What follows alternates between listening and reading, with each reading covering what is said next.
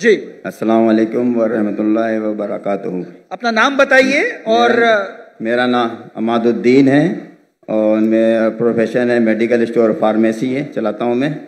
और मैं यहाँ कराची से 200 किलोमीटर दूर जामशोरो कोटरी से आया हूँ यहाँ। मैं डॉक्टर जाकिर नायक का बहुत बड़ा फ़ैन हूँ। मैं 15 साल से इनको सुन रहा हूँ। जी, सवाल बताइए प्लीज। सवाल ये है मेरा कि हमारे कुरान की आयत है अल राशी वल मुर्तशी किलाहुमा फिन नार, रिश्वत देने वाला और रिश्वत देने वाला दोनों जहन्नमी हैं। तो हमारे मुल्क पाकिस्तान में काफ़ी इदारे हैं, मैं इदारे का नाम लेना नहीं चाहता, और हिंदुस्तान में भी होंगे और मवाली मुल्क में भी रिश्वत देते होंगे। तो हमारे मुल्क में यहाँ बहुत एक छोटी सी काम की वजह से रिश्वत देना पड़ जाता है, ना चाहते हुए भी। तो फिर इसके लिए हमें क्या करिए? दोषी कौन है फिर, हम या जो जिसको दे रहे हैं वो?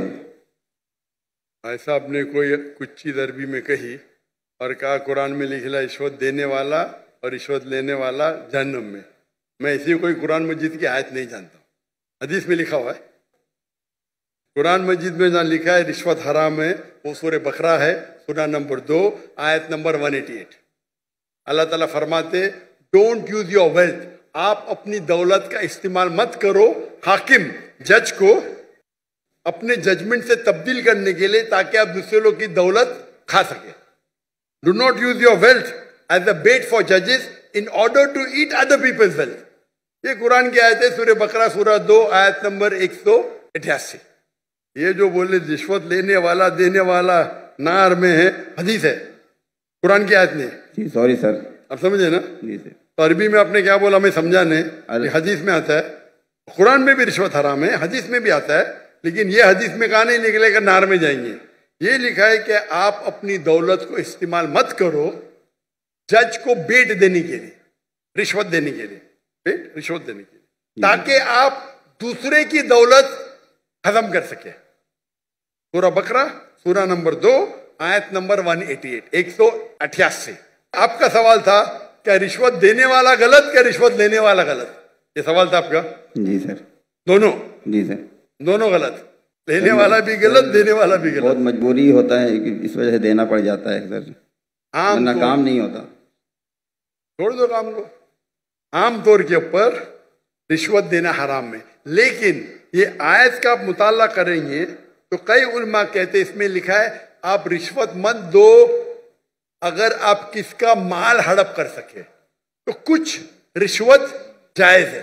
कुछ मिसाल के तौर पे आपका लाइसेंस नहीं बन रहा है और आप जानते, मैं गाड़ी चलाना जानता हूं, ये हर टाइम मुझे फेल करता है। जी सर।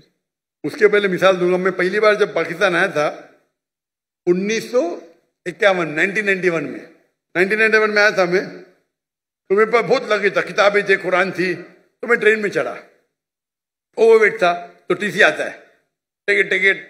उस टाइम तो कौन जाकिर नायक को जानता ही नहीं था, आज तो माशाअल्लाह जाऊंगा तो सब पहचानेंगे।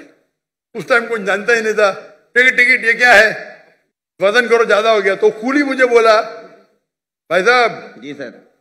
कूली ने बोला भाई साहब मुझे 50 रुपया दे दो मैं पास कराऊंगा। मैं बोला रिश्वत गलत है। तो वो टिकट वाले ने मुझे अंदर लेके गया, मैंने मेरी दावती काम शुरू किया। बाहर निकले, वो उसने कहा, वो टिकट कलेक्टर ने, एक शर्त पे आपको छोड़ूंगा, आपको मेरे साथ चाय पीना पड़ेगा। तो मैं बोला ठीक है। बाहर निकला चाय पी के, वो टिकट वाला कितना पैसा दिए? 100 रुपया दिए ना? नहीं दिया। कितना दिए? नहीं दिया। झूठ क्यों बोलता है? उसको यकीन ही नहीं कि टिकट वाला बिना पैसे मुझे छोड़ेगा, इतनी रिश्वत है यहाँ। आप समझे? जी सर। वो तो मुझे जानता ही नहीं था मैं डॉक्टर जाकिर नाइक हूं, बराबर ना? कितना पैसा दिया? नहीं दिया। कितना दिया? बोलो ना साहब। 200 रुपया दिया? नहीं दिया। बोलो ना साहब। झूठ क्यों बोलता है? मुझे झूठ बोलते अने सब पाकिस्तान को 100% पता है कि रिश्वत के बिना छोड़ेगा नहीं, लेकिन अल्लाह की जब मदद रहती है तो छूट सकता है। समझे आपने? मेरे पास कुरान की किताब थे, तर्जुमा थे, बांटने के लिए लेके आया था, समझे ना? तो ये गलत फहमी है कि रिश्वत के बिना काम नहीं होता है।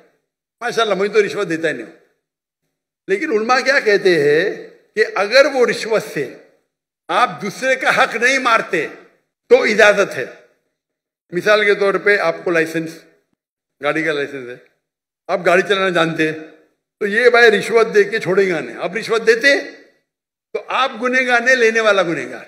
सर यही पूछना था। लेकिन ये बहुत कम मौके है, बहुत कम। ओवरवेट के रिश्वत दूंगा तो मैं गुनहगार, क्योंकि मेरी गलती है। आप समझे ना? जी सर। अगर ओवरवेट को टिकट कलेक्टर में रिश्वत दिया, मैं क्या करूंगा? 500 दंड भरूंगा। मजबूरी क्या है भाई? ओवरवेट क्यों लेके गए आप? क्यों लेके गए? अभी आपको मिसाल दूंगा। मैं आ रहा था, हमारा 1000 किलो था। पीआई के मैंने सीईओ से बात किया, नाम नहीं लेता हूं। कौन? सीईओ, कंट्री मैनेजर से बात किया। डॉक्टर साहब आपके लिए कुछ भी करूंगा। मैं बोला ठीक है भाई। 6 लोग जा रहे थे। मैंने बोला भाई 500-600 किलो ज्यादा है। हाँ हाँ डरो मत, मुझे 50% डिस्काउंट दूंगा। मैं बोला भाई 50% डिस्काउंट के बदले में और 4 लोग को लेके आऊं, और सस्ता पड़ेगा ना।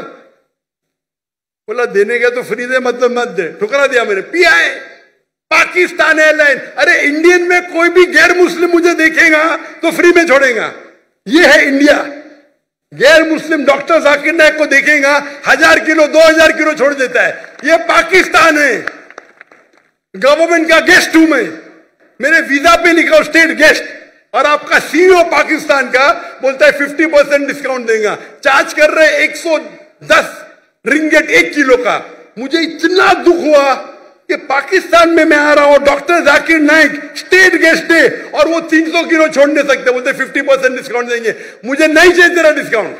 मैंने 6 लोग और लेके आ, मेरा सामान लेके आ। सच बोलने को मुझे दुख होता है, बट ये पाकिस्तान का हाल।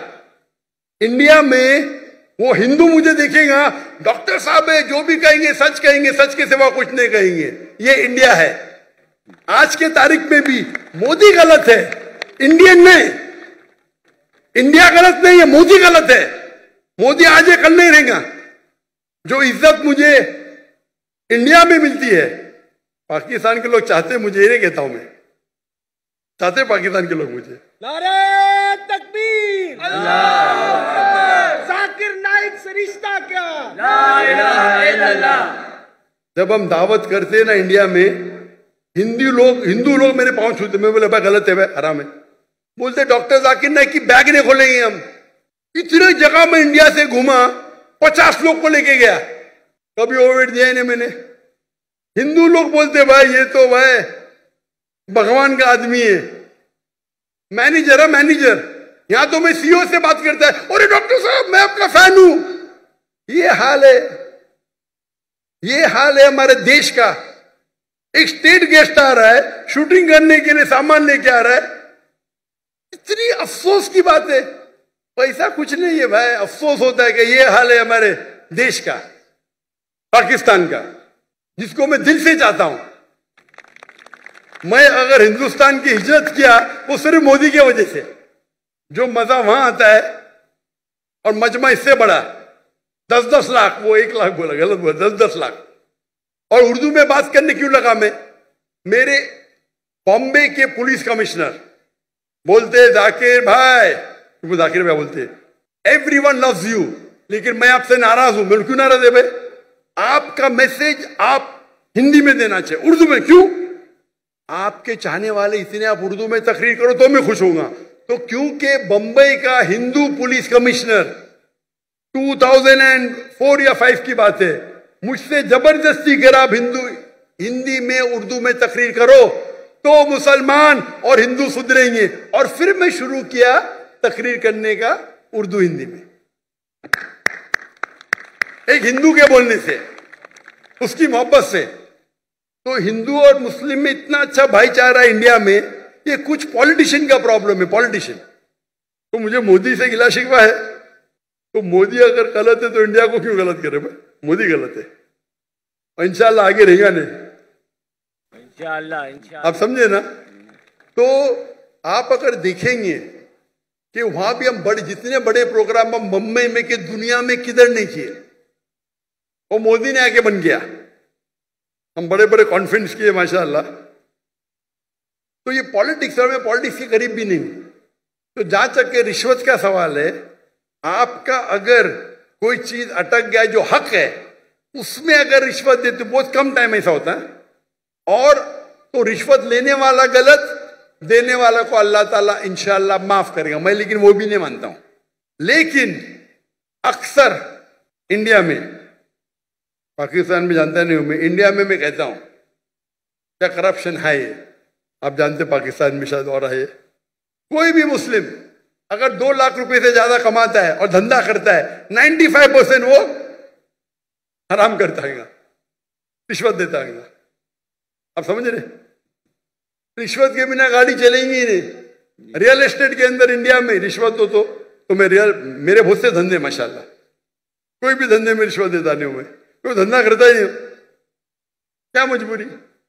रियल एस्टेट में रिश्वत, जो अक्सर धंधे में रिश्वत। हमारा मेडिकल प्रोफेशन था माशाल्लाह, उसमें भी रिश्वत है। अगर मैं रिश्वत दूंगा तो 5 गुना ज्यादा कमाऊंगा। अरे अल्लाह ताला झोली में डालता है तो क्या रिश्वत देना, पैसे की मोहब्बत ही क्या। तो अक्सर लेकिन जितने रिश्वत होते धंधे वाले, बिजनेस के, ये 95% हराम है। अगर आप बिजनेस में आपका लाइसेंस पास करते, आप दूसरे के लाइसेंस को रोक रहे, तो अक्सर जितने रिश्वत है वो हराम है।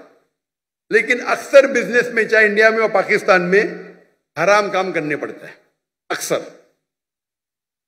मेरा उसूल क्या है, अगर आप रिश्वत देके कमाते हैं 1 अरब रुपया, पूरा 1 अरब भी आप अगर डोनेशन में देंगे तो भी नेगेटिव में रहेंगे। रिश्वत देने का आपको नेगेटिव 1000 पॉइंट मिला, डोनेशन देने का प्लस 100 पॉइंट मिला, आप नेगेटिव 900 पॉइंट हो गए। इसीलिए अल्लाह ताला फरमाते हैं गरीब इंसान को जन्नत में जाना आसान है, अमीर इंसान की हिसाब किताब होगी। अभी मेरे बिजनेस में पार्टनर अल्लाह ताला, मेजर शेयर उनका है, तो मुझे फर्क ही नहीं पड़ता नुकसान या फायदा। अब समझ रहे? मेरा बिगेस्ट शेयर होल्डर अल्लाह सुब्हान ताला है, मुझे तो चैरिटी देने का है, तो अल्लाह ताला मेरी झोली में जाता। मैं लेक्चर भी करता, अल्लाह ताला यहां से पैसा देता, वहां से पैसा देता। लेकिन दावती काम के लिए बहुत पैसा लगता है, चाहने वाले बहुत है मेरे। लेकिन रिश्वत आमतौर पे देने वाला भी जहन्नम में, लेने वाला भी, अनलेस आप अपने हक के लिए रिश्वत देने में अगर आप किसका हक मारते हो, और अक्सर रिश्वत में हक मारते हो। मिसाल के तौर पे आप टेंडर दिए, टेंडर में कोई आपका क्लर्क आपको टेंडर के लिए, टेंडर का मैं अमाउंट बोलूंगा, आपको पैसा देता है, ये हराम है। या आपका लाइसेंस अटक गया, लाइसेंस पास करने के लिए आप कोई मिनिस्टर को पैसा देते हैं, हराम है। तो इसमें दोनों गलत, देने वाला लेने वाला। तो अक्सर रिश्वत में दोनों गलत होते, देने वाला लेना। चंद ऐसे किस्से है या वाक्य है जिसके अंदर आप अपने हक के लिए लड़ रहे। आपको ड्राइविंग आती है, जानबूझ के आपको फेस कर रहा है, जब तक मैं पैसा नहीं दूंगा ये पास नहीं करेगा। उस टाइम आप कुछ पैसे देते हैं तो इंशाअल्लाह अल्लाह आपको माफ करेगा, लेकिन लेने वाले को हराम है। लेकिन आमतौर पे रिश्वत देना लेना दोनों हराम है। Hope the answer the question.